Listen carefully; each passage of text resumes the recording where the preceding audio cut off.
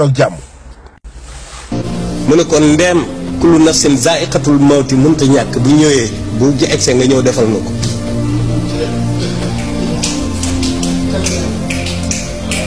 waaw maanaam bu dee jotee nga ñëw defal na ko maanaam moom mooy ki bind asamaan ak suuf dem ba mu neex ko mu ñëw fi indi fi jëmmi nit tànn fi mu war a jaar. Sénégal ziar naa leen màggal naa leen di leen jox seen wàccuwaay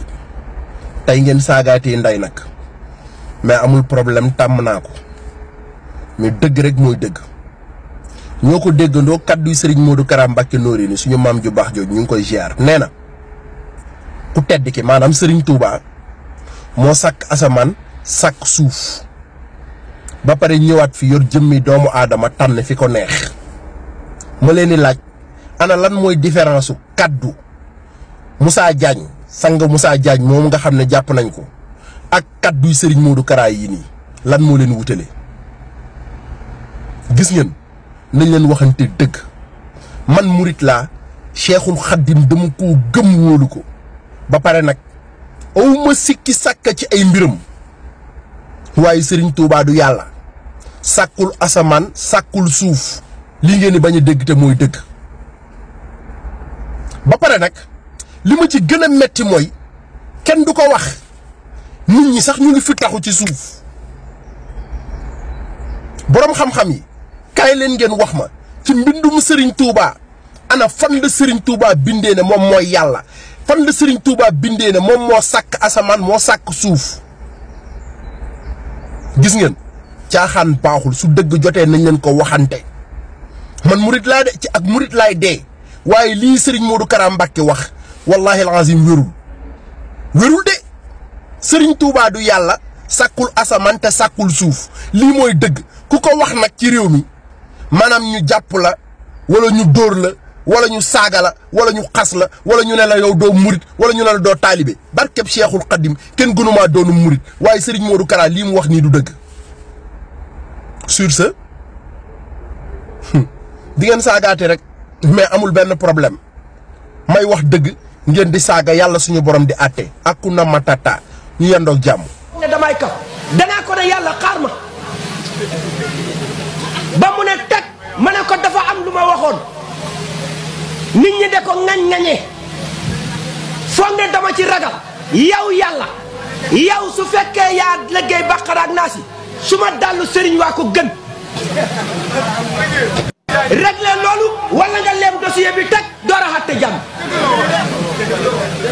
billahi wallahi tallaay danaa ko rukki yàlla ëllëg nit mbokk yi yéen a ko déggandoo neen day defee yàlla te yow ay mbindeefu yàlla ñoo la fekk ba fa nga dëkk xaw ma guddi xaw ma fajar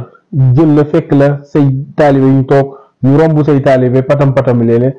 jël si la yow ne la ñëpp ko yóbbu Dakar di la patam patamee di la déglu ba pare nar wat la ba pare nar laa jugé te di nga taxaw ka nga xam ne nag mbindeefu yàlla la benn juge mu ñëw taxaw nga taxaw ak say avocat te juge bi bu la joxul parole doo wax bu joxul parole say avocat doo wax waa léegi nag naka suñu borom mi la bind ñëw ñëpp bind àdduna bi bind lépp bind malaaka yi kooku nga ne danga koy défier mbokk yi bu ñu nax suñu bopp doomu aadama nag yàlla da koo bindee ni fépp fu mu nekk rek même bu nekkul ci dëgg sax bu fekkee am na mbooloo rek day am fit waaye mbokk yi jarul bul nax sa bopp ndax mbooloo bi lu mu bëri lu mu takku lu mu am doole mbokk jàppal ni borom bi subhaanahu wa taala am na kattan bu leen reyandoo yéen ñëpp de mun naa jël benn par benn ba mbooloo mi jeex kenn du yëg sax naan mbooloo mi ngi jeex te gis nañ ko fi ay génération boo xoolee génération 1900 boo xoolee seen vidéo yi xoolal ñoom ñëpp borom bi subhaanahu wa taala rocci na leen benn par benn te keroog yowmal qiyaam bi borom bi nee na wa kulluhum aatihi yowmal qiyaamati farda ku nekk yow képp yaa ñëwandoo te borom bi subhaanahu wa taala dina taxaw xisaab la donc lii dafa war a jaar a bàyyi xel bu ñu nax suñu bopp mbokk yi ñu nga yàlla dafa bind doomu aadama mu am xel moo tax mu nekk doomu aadama nekk si li gën si mbindeef yi bokk na si yu gën si mbindeef yi donc xel boobu nag nga différencier teeg mala yi wala dara dëgg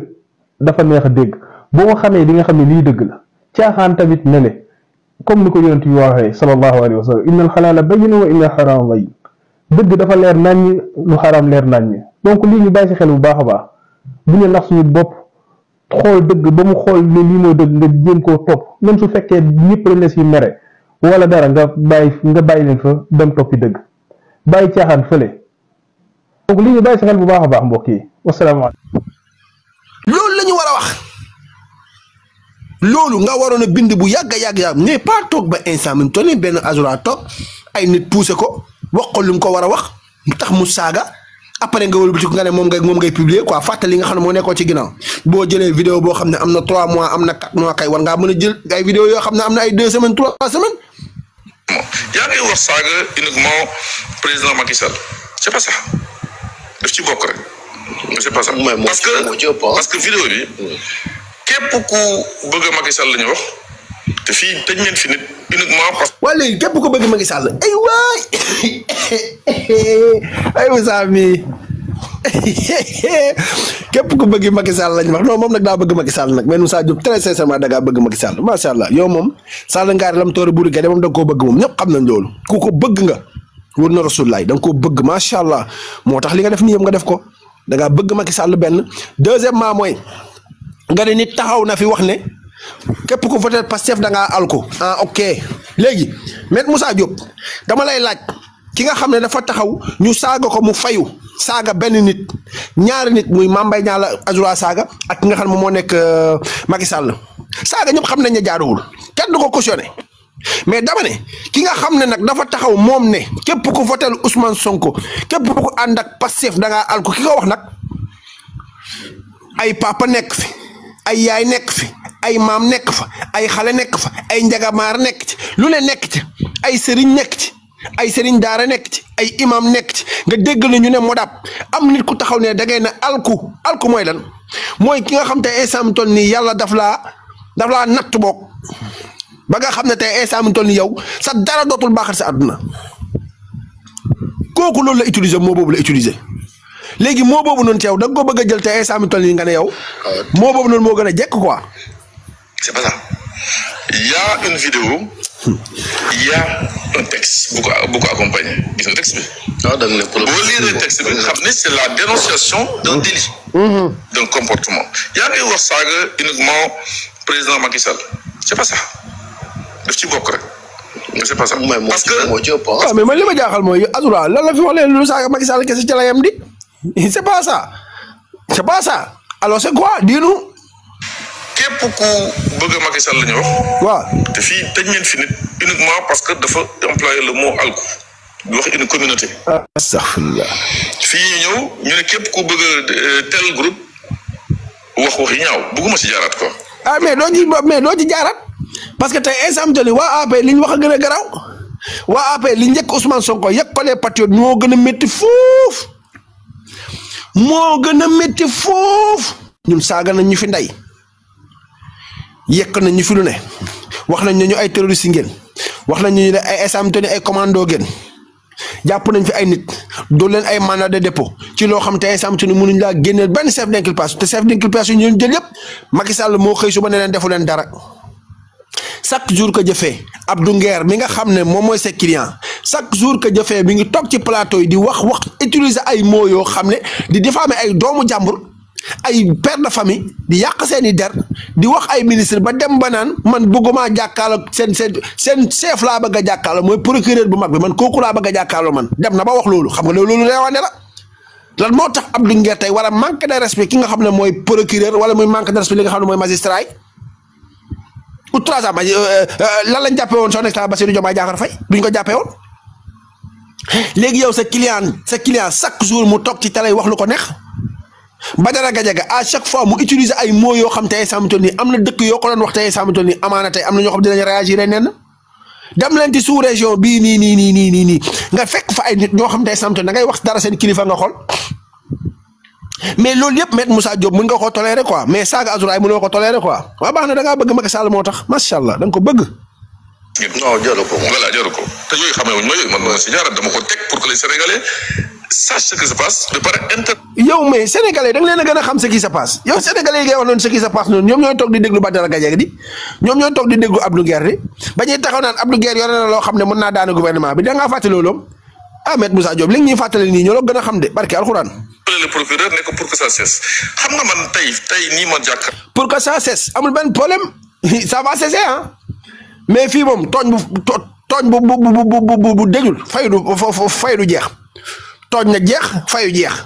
bu tooñ jeexul fayu du jeex kese ça cesse ak ou ça cesse pas yooyu yëpp a ci yem lenn mooy affaire bi mooy da nga ne ci boor yëpp démb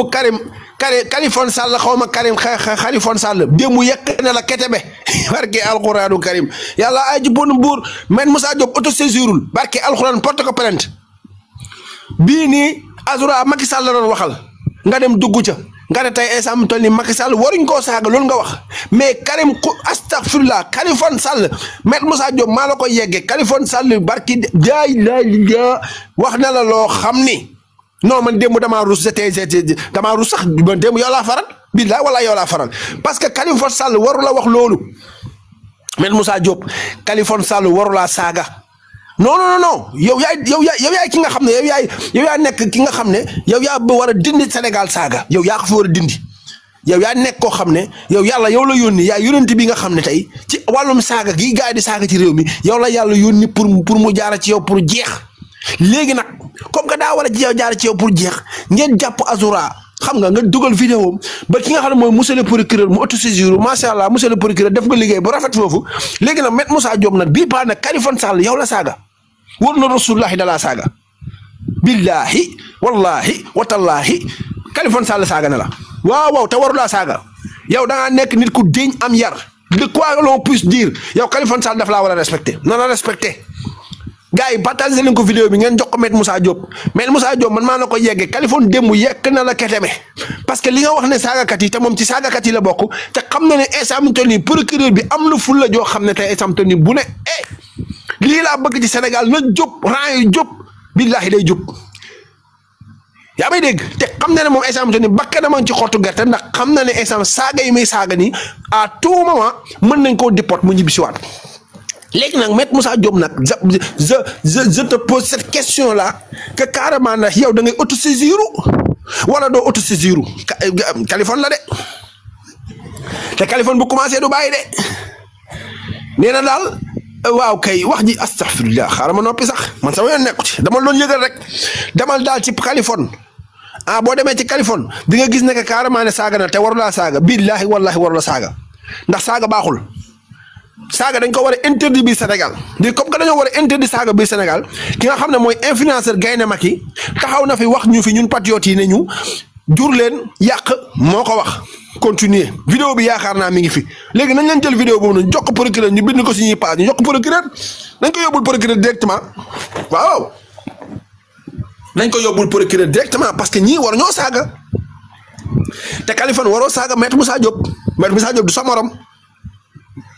Maître Moussa Diop du sa morom ba nga koy saaga yow Kalifone ku yebaate ga kii di kilifa ñu yor ko fañ ko war a yore après yow nga taxaw di ko saaga Maître Moussa Diop ngir yàlla yonti waxal leen ma Maître Moussa Diop ne ko Kalifone Sall démb moom la yendoo lu ne wax na ko te métti na ma ba ci kanam yàlla nag waa kay ñu kon ne dama am mbégte xam nga dafa bu saaga nekkoon bourse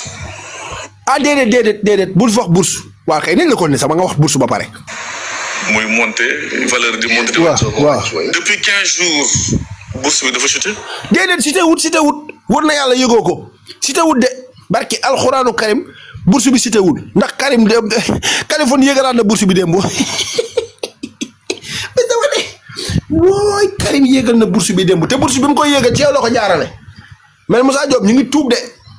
mais Karim démb yëgalaat na bourse bi. te bi mu yégalee bourse bi yégalul bourse bi ci kenn ku dul ci yow la yégal bourse bi de barke alxuraanu kam démb daal dégg naa ko mu jël ay mots yu indécent yoo xam ne c'est pas jaadu xaar leen ma ñëw daf leen dànk rek Karim daal la ko wax dañ leen dem ñu xool Kalifone ay laa waaw vidéo baa ngi nii nga ni am na benn certificat médical bu ñu dugal. mais kii dafa mérité ñu toj du bonam neem. dégg ngeen Karim. est-ce que dégg ngeen Khalifa. vous croyez que plus important que nous. Maître Moussa Diop tu n'es pas important.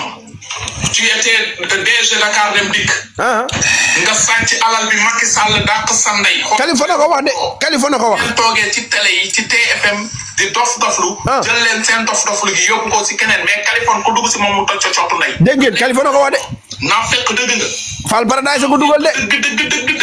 dëgg muy yow. dégg nga. tu défends pas les insulteurs. dégg nga et tu défends les agresseurs. tu défends des voleurs de biens deniers publics. deniers publics waaw. ñaata ministre ngeen défendre. waaw ay ministres yu ñu sàcc nañu des milliards. sénégalais ngeen défendre leen. wax défendre saagakat. waaw ak défendre sàcc bu gën. waaw sama gars. si ñoo nekk ci Fall Paradise ko dugal barki alxuraan Maître Moussa Diop wóor na Rasulullah demal autosaisir démb damaa romb Fall Paradise ci vidéo mu dugal Khalifa Sall mu jël waa ji nee naa la Maître Moussa Diop lii bu nekkoon baar bu yéeg la ma ne démb Khalifa yéegal na ko ba ca kaw a kaw billaahi wallahi Khalifa delloowaat na ko ca kaw naa ngi jéggalu nag mais du samay waxu Kali la Kali wax lii kon Maître Moussa Diop bu fekkee da nga ne bourse bi daa yéeg ak daa wàcc jàppal ne bourse bi Kali yéegal na ko Kali delloowaat na ko fa mu nekkoon te ba mu koy delloowaat fa mu nekkoon yow la ca tifaar yow ci sa bopp la tifaar kon Maître Moussa Diop autosaisirul waxal monsieur le procureur ne kii ci saagakat yi la bokk boo ko defee nag ma xam ne nag yow kon li ngay xeex c'est cohérent te boo koy xeex da nga koy xeex ci ñaari boor yëpp te li ngay xeex nii barki Seydina Mohamed je suis de tout cœur avec toi Maître Moussa Diop je suis de tout cœur avec toi ci ñi nga xam ne ñoom ñooy saagakat yi nekk ci réew mi na yoon jóg ci ñoom léegi nag problème bi nag mooy léegi nag ki nga xam ne mooy Kali nag da nga ne baar bi daa wàcc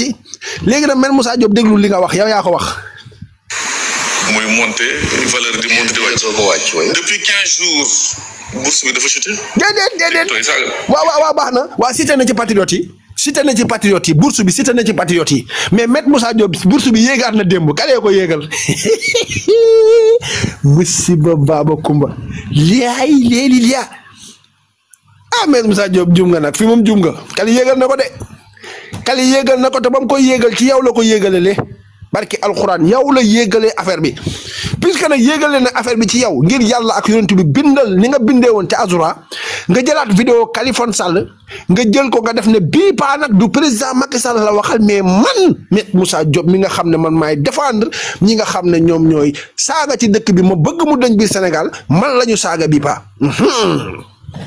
waaw kay merci beaucoup léegi moom combat bi moom man maay topp sa ginnaaw ànd ceeg yow man maa ci ànd ak yow laa la wax bés boo jëlee Khalifa Sall jëlaat vidéo Khalifa Sall bi publier waat ko sa page defaat texte ba nga defoon bind ci bii pa on a offensé monsieur le maître le Moussa Diop c'est moi qu'on a insulté la di nga mën a taxaw défendre ce dossier taxaw jàkkaarloo Khalifa laaj le gouvernement pour ñu dem jëli ji ko waaw pour ñu dem jëli ji ko loolu moom boo taxawee ci xeex boobu noonu man maa lay republier vidéo yi man maa la koy partager ba dinaa ko partager ci patriote yi maa dàq partager kuy partager dinaa ko partager jox ko visa moo dàq partager ñëpp danaa ko jox mama ajoor dinaa ko jox kan waaw ñooñu moom ñoo dàq partage ci patriote yi ak talibé de sa maman ñooñu moom lépp lu ñu jot c'est fini Sénégal yëpp lañ ci jot ndax ñëpp lañ koy jox dañuy xool partager kat yi mag yi ñu partager leen ko waaw kay léegi daal dañ lay ñaan ngir jàmmale yorent bi jëlal vidéo Khalifa boobu noonu nga xam ne moom la lay wax lim lay yekk nii te mu nekk loo xam ne rafetul te jaaduwul nekkul loo xam ne lu ñu war a bàyyi muy jàll la saisirul waxal de bindal sa plainte nga ne Khalifa Sall ma insulté laa moom boo taxawee def marche barki alxuraan maay taxaw ca kanam ànd ceeg yow waaw. non gars yi nga saaga kay. non déggoo ay saaga ma ni les insulteurs professionnels la. Insulteur professionnel dañ jéem a génnee Khalifa na dàq insulté Sénégal bi teg bi insulté yow la insulté les insulteurs professionnels kay fils de Macky mënu cee weesu les insulteurs professionnels kay Adamo mënu cee weesu. les insulteurs professionnels ki nga xam ne moom moo nekk Khalifa Sall mënu cee génn te Khalifa Sall moo la yekk li ma la tegal léegi kon kay les insulteurs professionnels kay gars yi ñoom ña nga fa nekkoon ba tey bourse ba yéegaat na Kaliphone Sall yéegal na ko te ba nga koy yéegal ci yow la ko jaarale maa ngi tuub nag. am na ñu nekk ci bitim réew. bitim réew googu noonu nga wax nag bitim réew googu noonu nga tudd nag Kaliphone fa la nekk ma nga ca bitim réew jooju noonu taxaw wax la lim lay wax nee na ca yi nga nekk nii génnee ko ci bés boo ko ci dugalee loolu la wax Kaliphone Sall nee na bés boo ko dugalee ci sa yooyu noonu parce que dañ laa dénk Dakar Dem Dikk nga nangam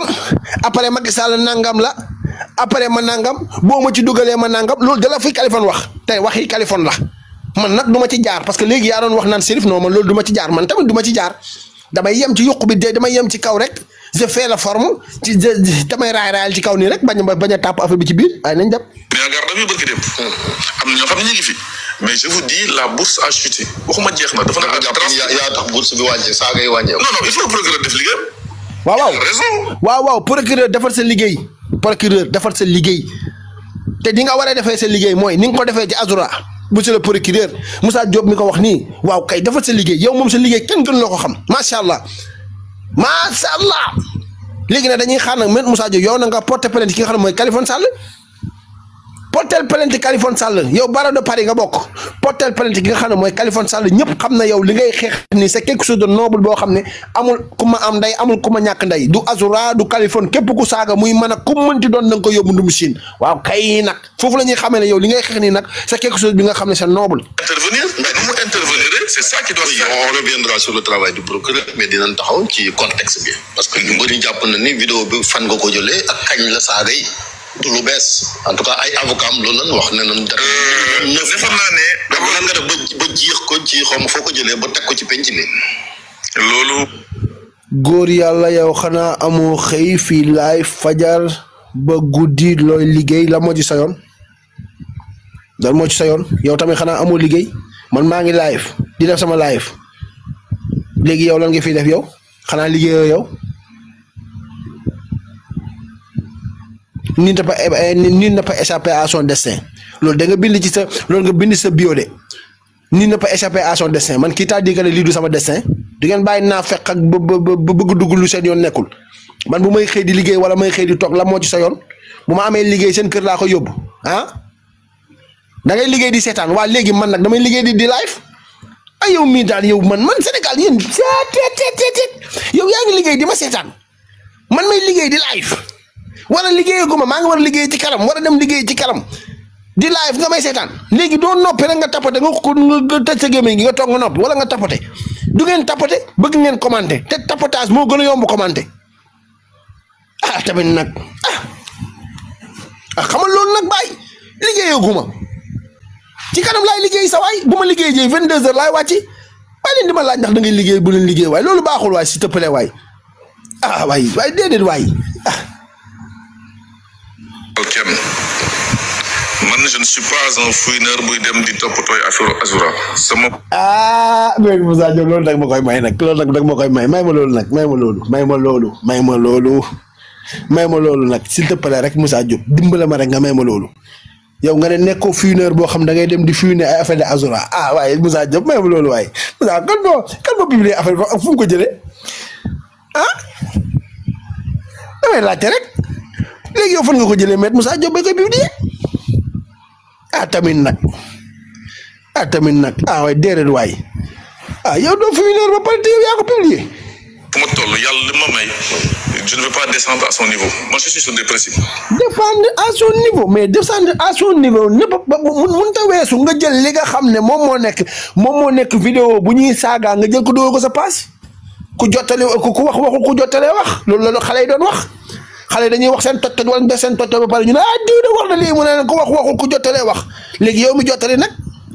tamit nag buñ attee Azura nangam yow war nañ la atte la ca des de waaw parce que waroo jël injure publique di ko génnee ci public bi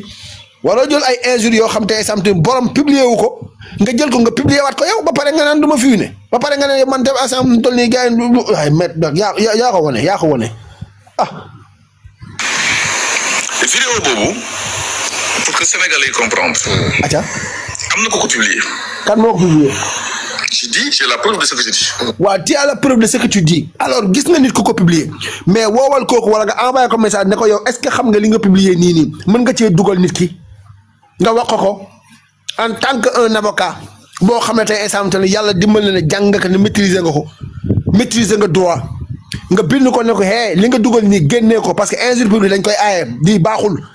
mais yow nga jëlaat ko foofu republier waat ko après nga ne doo funer. ku ko publier kan la. non je me damay xaar procureur dugg ci affaire bi. ay waay yow léegi loo ciy xaar yow toll nga fi ngay toll kay gars génne ko rek wax rek fan nga ko jëlee ñun ñëpp ñu xam ne met fii la ko jëlee moom après publier waat ko.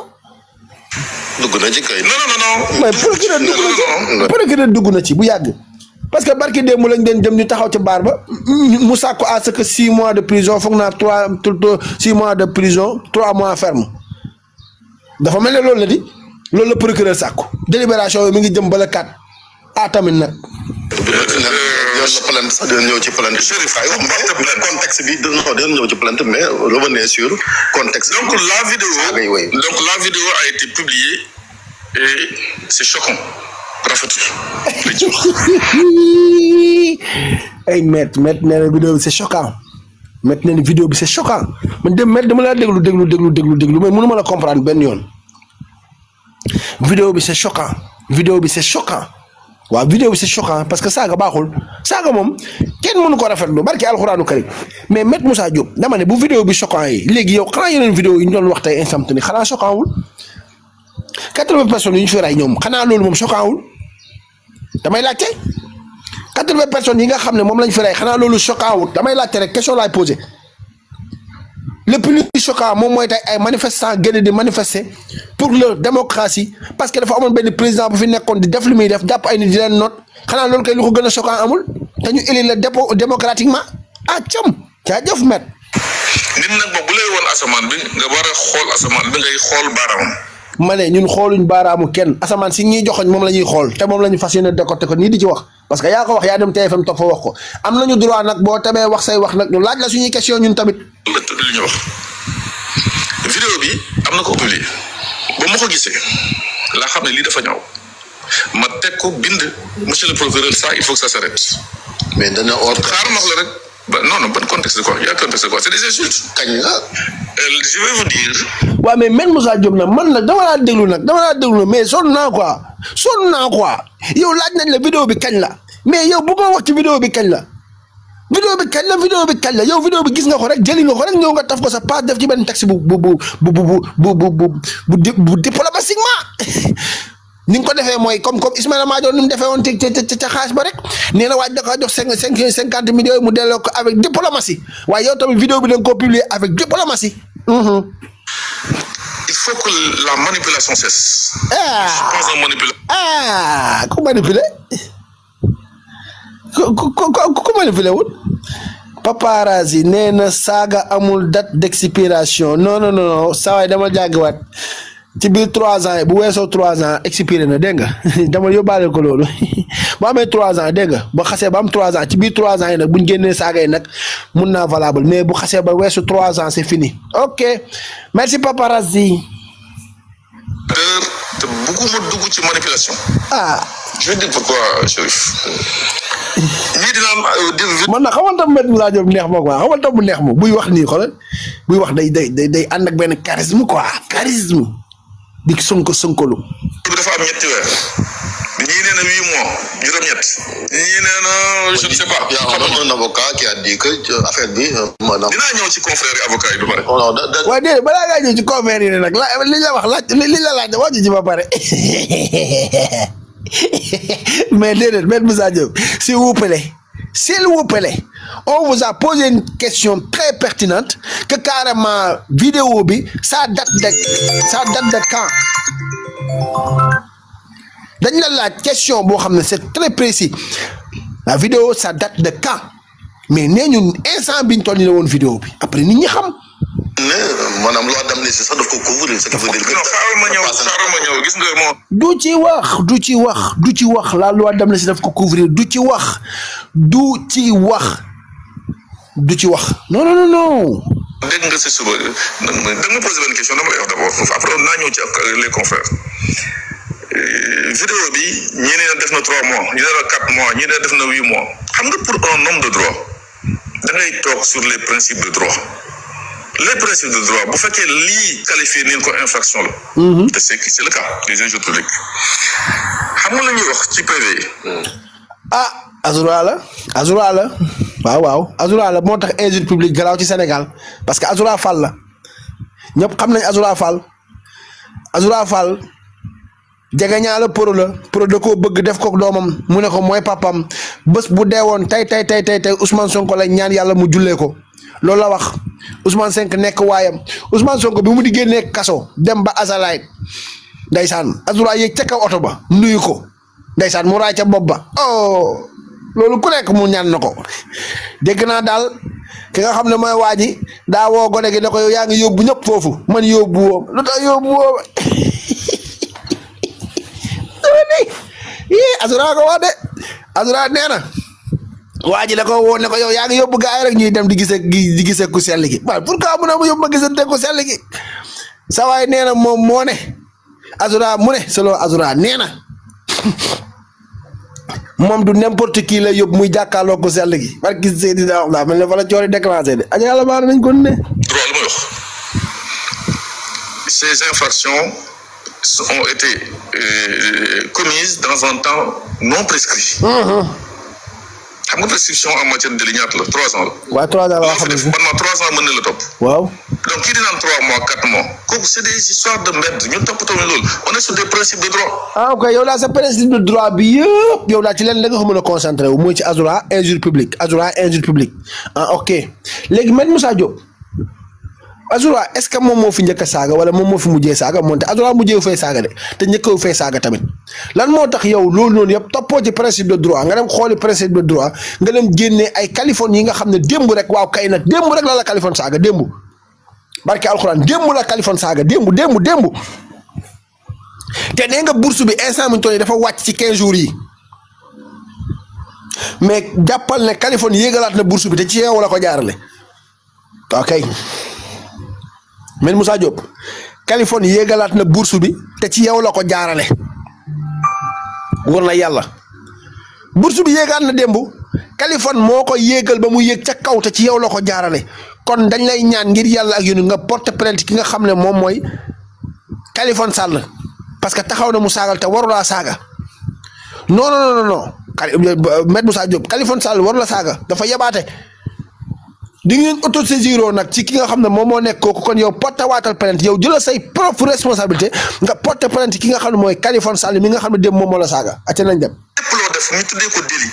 mën nañ la poursuivre pendant 3 ans est-ce que lii nga xam ne gis nañ ko c'est prescrit non nous sommes dans les délais de poursuite donc il est où le problème c'est-à-dire que yenn waxu caaxaan yi man nekkuma ci ay détails. barki Seydina Mohamed munoo wax ba ci li nga nekk ni du ay détails munoo wax ba ci li nga nekk ni du ay détails ay boy yu toog di saaga Sénégal mënuñ fi bañ saaga Sénégal ay mag dañuy toog di saaga ay xale yu ndaw Sénégal déggu leen li ma la xale ci saaga lay jàngee wax Sénégal fii am na xale yu bari ci saaga la ñuy jàngee wax. da ngay jóge beneen dëkk ñëw Sénégal déggoo olof pour ñu jàngal olof leen lañ leen njëkk a wax mooy saaga lañ leen njëkk a jàngal xanaa kay loolu nag boo fi nekkee naan ay affaire caaxaan kon kay qui ont été faits par quelqu'un boo xam ci nee na ci lan la nekkoon ci live. mais quand maître loolu. ci live la nekkoon oh là là là là Maître Moussa Diop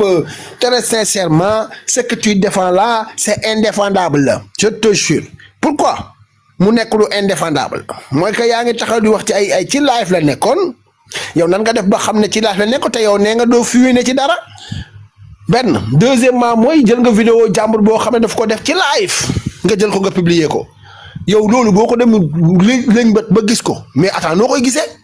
ak ba nga ko gisee xam nga ne saaga yi daa ñaaw lan moo tax nga jëlaat ko di ko republier waat ci sa page damay laajte rek. lan moo tax nga war ko jël di ko republier waat sa page man rus naa jël saaga Azura yooyu noonu di ko republier barke alxuraanu karim du ma ko bàyyi sama portable xalaatuma ko parce que ça me sert à quoi ma koy jël di ko publier pour nit ñi gis ko te nit ñi chaque jour ñuy gis Adamo di saaga di am ay 15000 personnes yoo xam ne ñoo koy toog di ko suivre muy saaga nit ñi day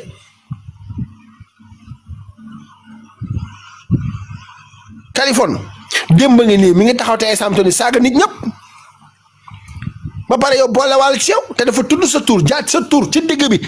wax la lim lay wax yekk la lim lay yekk mais tontul Kaliphone dama ci Kaliphone kay kooku nag moom sa dossier la yaa ko moom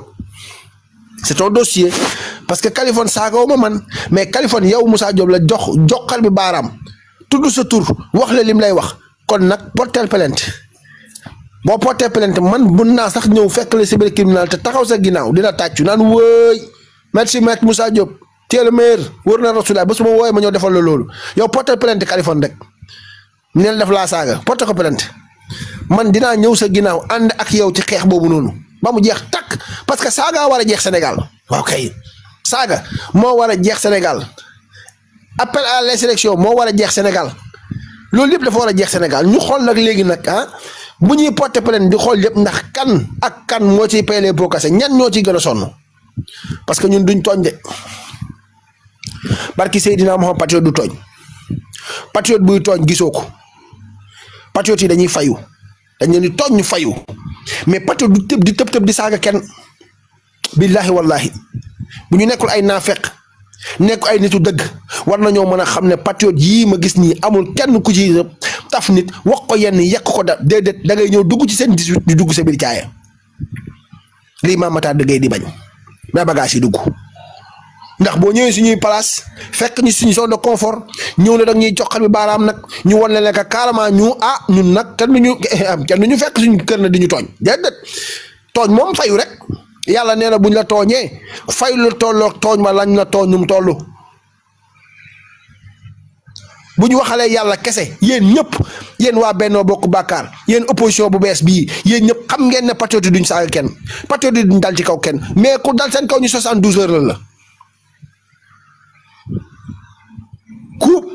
ku dugg suñu 18 ñu 72 heures la waaw kenn du laal Sonko ku laal Sonko ñu jógal la loolu moom on a discouvert absolument pas lan moo tax ngeen war a laal Sonko lan moo war a tax ñu war a laal Sonko pourquoi te bu ñuy laal Sonko ci lan lañ koy laale dañuy ñëw saaga ko wax ay wax yu indécent Sonko amul ko fayul ñun ñooy taxaw protéger suñu leader ba ku ko laal ñu won leen que calme ñun ñu ngi fi ku ko laal ñu la waaj a waxoon ku la laal na laalaake waaw kay ku la laal na laalaake Macky Sall li ñu booleel mooy Sénégal moo ñu booleel dañ ko dénk Sénégal mu nekk ci alal Sénégal bi di ci def lu ko neex sa waay génn ci li nga nekk génnal ci li nga nekk laa la wax nit day ñeme dëgg Macky Sall Sénégal moo ñu boole woon dañ ko dénk Sénégal mu dénk ko ay ministres yoo xam ne ay voyous lañ ay vagabond lañ ñoom ñoo jël alal réew mi def ko tey ba tey ñi may waxee yow nii ay haute cour de justice ñëw taxaw tey instant di leen woo benn par benn ñuy dem di delloo xaalis bi kon ñun am nañ droit wax ci bàyyi leen ci li ngeen nekk ngeen génn ci yéen seen affaire yi ngeen nekk nii nit du naa fekk tey li nga xam ne moom la Macky Sall def bu ko son excellence Bassirou Diomaye Diakhar Faye defoon tey ñu defaat ko nañ defoon Macky Sall li Amadou Ba def bañ di ko topp di wax ci moom bés bu ko premier ministre Ousmane Sonko defoon tey maa njëkk a taal sama laay foq li ma koy wax barki Seydina Mouhamad ragaluma loolu ñun Sénégal dañ koo dénk ay nit pour ñu defar ko dénkuñ ko pour ñuy ñëw di caxat-caxate alalu réew mi ma ne loolu duñ ko may kenn laa leen wax kenn duñ ko may kenn ñun duñ jël nit dénk leen suñu Sénégal ba pare ngeen bëgg a nekk fii di xataraayu léegi problème bi mooy lenn mooy affaire bi Maître Moussa Diop yaa ngi fi ñu ngi fi Abdou Karim Gueye xurum xaq mi ngi foncé rek dem na bay wax ne Ousmane Sonko la mu demoon def fi nga xam mooy Burkina dafa am lu mu doon négocier ji ba tudd ca benn tur boo xam ne te instant moom lay ñëpp di bañ ñu tudd ko mu ngi foncé rek fekkee sa nit la nag war a xam nga ko woo ko ne ko mu bàyyi li muy def beneen bi ci des mooy fi nga xam ne foofu laay tëjee yéen politiciens Sénégal dafa am leen loo xam ne def ngeen ko ba da ngeen koo bëgg ñu defal leen ko te lu leen ko defal xam ngeen muy lan muy yéen politiciens Sénégal da ngeen a bëgg nekk ci terrain vierge yéen kese ngeen ci nekk di wax lu leen neex di def lu leen neex kenn du leen 72 heures kenn du leen tudd kenn du leen def dara bu ngeen ko bañee da ngeen di génn ci chaîne politique gu Sénégal bi déggu leen de bu ngeen ko bañee génn leen ci chaîne politique Sénégal te seen politique bi ngeen nekkee nii ngeen génnee ci li nga xam mooy les institutions génnee leen ci les institutions ngeen ñëw ñu jàkkaarloo la justice bàyyi leen justice bu def liggéeyam bàyyi leen boole bi bàyyi leen justice mu def liggéey te ngeen bàyyi seen boole gi ngeen nekkee bu leen ñu boole yéen ñëw leen rek ñu jàkkaarloo bu fekkee ñeme ngeen rek yéen ñeme ngeen terrain politique bi ñëw leen ñu jàkkaarloo ñun ak yéen militant entre militant seen leader yi toog fële di def ñun ñuy wax ngeen xool ñu xool kan mooy paye loolu ngeen ragal xam ngeen ne ñun mun nañu tëri teg parce que ñoo leen gën a miin guerre game bi foofu game politique bi dañ leen ko gën a ñeme foofu gën leen a xam li ñuy def loolu mooy seen problème barke alxuraanu karim ay ragal ngeen da ngay na ragal instant mu toll nii jeune patriote yi instant mu toll nii ñu du gën a leen ci seen politique bi bëgg ngeen a politique mais ñemewu leen li ngeen di def nii yëpp ay noo jéem a xooxatal booy yi parce que nii nee na parce que booy dañ leen a suul politicien bu fi génn def loo war a def booy taxaw 72 heures la génneel la say waxu démb ak say waxu tey 72 heures la 72 heures bu saf léegi 72 heures bu saf boobu noonu moom ngeen di daw moo tax ngeen di génne naan ay non kenn war na saaga kenn war na seeka c'est-à-dire déedéet saagakat yi fan lañ gën a ëppee mooy ci côté Macky Sall lañ ëppee foofu la saagakat yi gën a bare Maître Moussa Diop s'il vous plaît Maître Moussa Diop Khalifa Sall saagakat la fu mu bokk ci Macky Sall Maître Moussa Diop fils de Macky fan la bokk xam ngeen ko mi ngi bokk ci Macky Sall fils de Macky Sall tuddee boppam waaw Maître Moussa Diop taalibe fan la bokk taalibe mi ngi bokk fële Maître Moussa Diop ay ñoom Eva xaw ma ne nag lan ay Africa ay Mama Dédé ñoom ñëpp fan lañ bokk te ñoo dàqa saaga ci internet bi kuy saaga ci internet bi ñoo dàqa saaga kuy saaga fii Paparazzi juum nga Mollah Morgun nee na bokkul Pastef amul carte membre Pastef lijjantiwul Pastef moom li mu sentir lay wax te da koy wax par la force il est libre bu fekkee daa nekk saagakat nag jël leen ko ngeen dem jëli ji ko ngeen indi ko Sénégal ñun loolu lañ leen sant ñun taxuñ kenn làquñ kenn képp ku saa ngeen war koo jàpp mu nekk ci patriote wala fu mu nekk jàpp leen ngeen yóbbu waaw kay ma ne sympathisant lu ko nekk mu def man mii di yow xa yow sympathisant la aw ma carte Pastef sympathisant la man mais saagaw ma du ma saaga man du ma saaga kat mais képp ku def lu mu war a def am naa pour taxaw tey wax la ne carrément li nga def nii waroo koo def lii ak lii ak di parce que ñoo bokk Sénégal te ku ci nekk da cee am pas de responsabilité waaw kay sa waay bi yàlla di wax ne bi sëñ Babacar Si di wax nee na buy nit ñi jàng wax jàng leen tontu man damaa jàng tontu ba mokkal lu ngeen fi indi ma tegal leen fi leneen Cheikh Yérim Seck nee na man mënumaa saaga waaye mën naa fayal nit ñu may saagaal te loolu laay def Adamo génn wax li muy wax après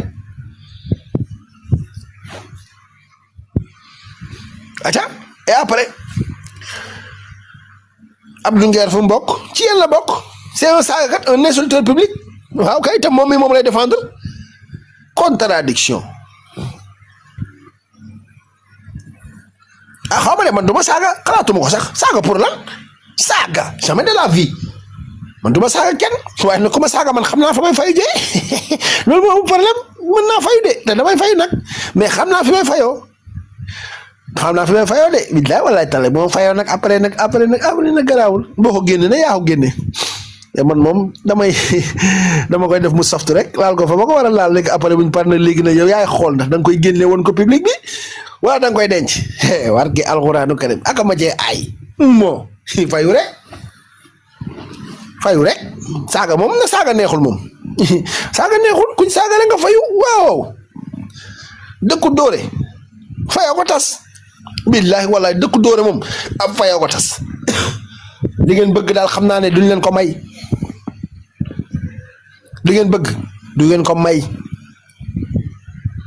duñ leen ko may du ngeen nekk ci seen politique bi ne kenn du wax ci yéen loolu mënu nekk sinon da ngeen di bàyyi politique publique bii ngeen dem ngeen toog ngeen gérer seeni affaire bu ngeen gérer seeni affaire suñ yoon nekku ci yéen mais tant que yéen a ngi nekk fii ne Sénégal da ngeen di politique danañ leen tudd danañ leen taf danañ wax ci yéen barke alxuraanu karim dinañ wax ci yéen de wax ci yéen moom dinañu ko def ba sàmba di ca demba waaw kay nag léegi nag comme que nag bugg leen nag kul wax ci yéen da ngeen di bàyyi politique ngeen dem ngeen toog bu ngeen demee ngeen toog man amatuma fit di wax ci yéen parce que du ma wax ci yéen parce que intéressé wu leen ma mais képp kuy laaj politique publique bii képp kuy laaj ci Sénégal benn nombal tànk barki Seydina Mohamed amoo koo mën a doon laa la wax doomu koo mën a doon surtout koo mën a doon laa la wax boo fi taxawee nit ñi danañ wax ci yow léegi nag ragal goo ngeen ragal nag moo tax instant ni ngeen di jéem a noppaloo nit ñi naan non c'est que c'est-à-dire autosaisir nangam déedéet dinañ wax de man de dinaa wax te kenn mënu ma teree wax waaw kay nag à part ça maa ngi leen di ziar bu baax a baax di leen kontaane di leen wax rubrique bi tey la woon Moussa Diop la woon borom républier bi borom vidéo Azura bi waaw waaju sell ji waaye nee naa la nag dama lu wuy ji kii Khalifa Sall yéegalaal na bourse bi te ceew la ko jaarale waaw kay Khalifa Sall wax na loolu doy waar maître Moussa Diop porte ko plainte parce que da ngaa wax ci say biir yi wax ne amul côté bee nga bokk amul côté bële nga bokk mooy amul parti au pouvoir nga bokk amul parti opposition nga bokk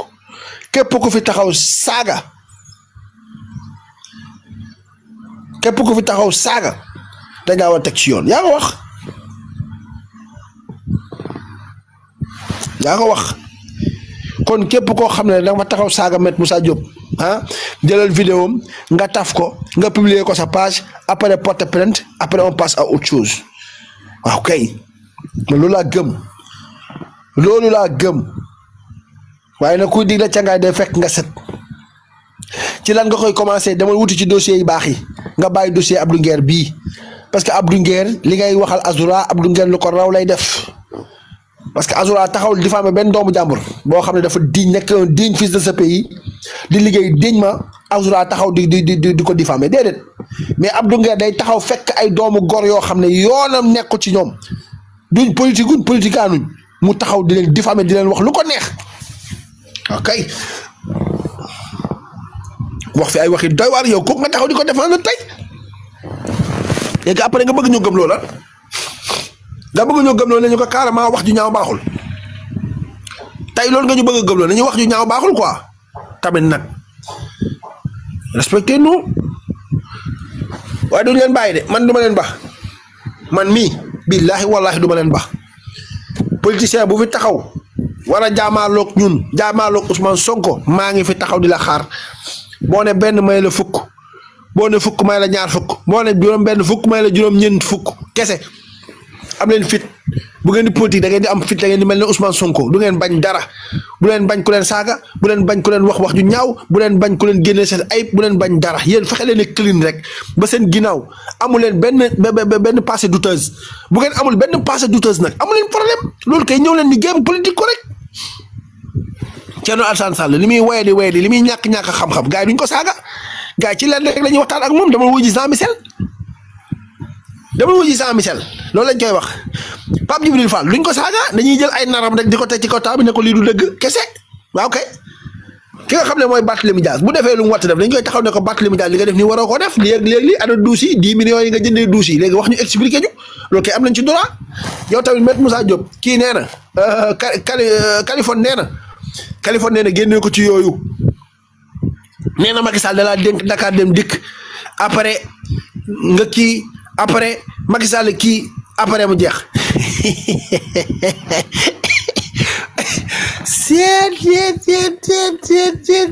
non Sénégal métti na Sénégal daal politicien nee na daal ñoom daal la ñuy toog daal wax lu leen neex daal après ñun ñëpp ñu noppi ay waay yéen daal noonu ngeen ko bëgg a jàppee ay di leen waay ay lii nag kañ lay jeex nag lii nag kañ lay jeex ay waay lii ku ko wax sa maam Seydi de barki alxuraan ku ko wax sa maam Seydi laa la wax tamit nag ma ne Maître Moussa Diop dernier mot ñun duñ leen bàyyee terrain politique bi bu fekkee loolu ngeen di xaar ci ñun pour napp ñu naan ñu ay seega c'est-à-dire ay saaga ak nii ne nangam sax lii day jeex Sénégal xaajugul bay jeex barki Seydina Mohamed man saaga mukk jamais de la vie saaga jamais de liggéey bàyyi may junj rek junj doy na borom xel loolu lañ koy waxee junj doy na borom xel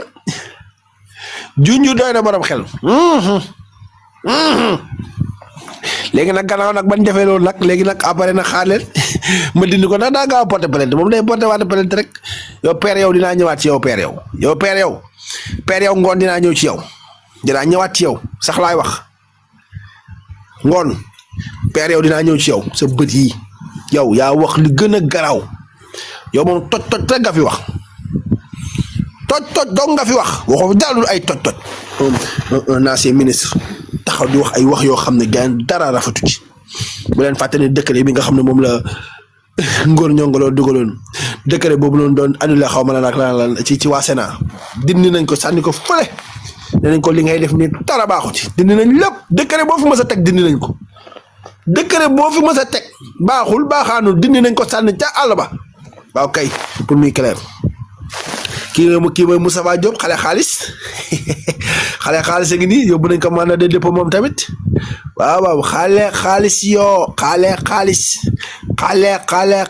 yoo kii mooy Mr Elon Musk Bambey moom moo jël moom léegi nee na xeex bi mu jël mooy xeexu li nga xam ne mooy ethnicisme di nga xam ne carrément dugg nga ci xeex boo xam ne da nga ci génn te kenn du la ko wax barki Seydina Muhammad sa kanam gi ku la xool xam ne naa fekk nga sa ngaami ngay mel ne muusu may gan yi nañ dem kii nag kii mooy Thierno Jean Michel a ngi nii Thierno mu Jean Michel nee na nga ñëw ngeen waxtaan ci li nga xam ne mooy 60 milliards yi ay waay Thierno wuyu jël Jean Michel nga wuyu ji ngañ dem Touré nee na doo wax de te boobu ba tey déggaatuma la ay post Facebook rek ngay nekk di xataraayu bàyyil post Facebook yi am na ñoo xam ne amuñ Facebook génnal ci li nga nekk Thierno génnal ci loolu Thierno fi nga jàpp baaxul Facebook ga ay demuñ fa amoo militant amoo base politique uti leen ay base politique moo gën Ousmane Sonko bu ngeen bëggee jàkkaarloo moom da ngeen di uti ay base politique day mel ne xarum pël-pël nii nañ dem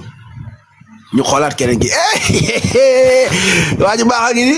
Serigne Samba Mbacké kii def barki alxuraan barki dem la def benn texte boo xam ne moom tamit di wax ci lu doy waar ci wàllu ethnicisme génn ci loolu nga nekk génnal ci li nga nekk yow amoo base politique munoo politique Ousmane Sonko dimbale woon na ci benn côté génnal ci li nga nekk saa xol bu bon baaxul neenu baxal a ngi nii kii mooy neenu baxal mooy dama lay neenu baxal a ngi nii 5e président nee na Macky Sall fu mu dem dañ naan ko waaju xees ji moo lay remplacer ma ne ko yaa ngi nelaw de waaju ñuul kukku ñoom moo dem bale instant bi tolli waaju ñuul séeréer de boote ñuul kuk moo dem instant bi toll nii Minas bu ñëw rek adna mu solo Minas di nga muñ de di nga muñal après li nga jot sa toroxal yow muñal ok yow util liggéey moo gën ci yow ok dinaa uti liggéey incha allah rek wax laajama sa baay bu fekkee ne am na liggéey bu muy joxe maa ngi nii comme wala bu fekkee sa baay day joxe liggéey wala yow da ngay joxe liggéey maa ngi nii bale raxas duus sax mën naa ko dégg nga Chérif waxal sa baay bu fekkee am na raxas duus mu woo ma ñëw man moom liggéey moom taamu ma ci benn man naa yor kopp laa am xaalis rek te tabaski bi day waaj jub sama war a jënd xar te yoraguma waaw kay léegi boo ma wooyee journée rek amul benn problème benn une semaine journée rek bu ma mënee fay journée 20 000 francs rek xam nga man li may fayee ko bariwul bu fekkee sa papa mën na maa fay journée 20 000 francs barki Seydina Muhammad une semaine ma koy raxasal duusam amul benn problème mën naa am jëgu xar rek bàyyi di xaw ma lan ak di yaakaar gor luy loolu di yàq gor moom nag xool ko ma ngay fen nag ne dama yàqu gor nag isaan Minas dama nga toog foo profil nga yor dama nga wuti profil bu baax dégg nga maam acca mite naa la tiriri tintin dama wuti compte bu baax acca ca bitti ak kan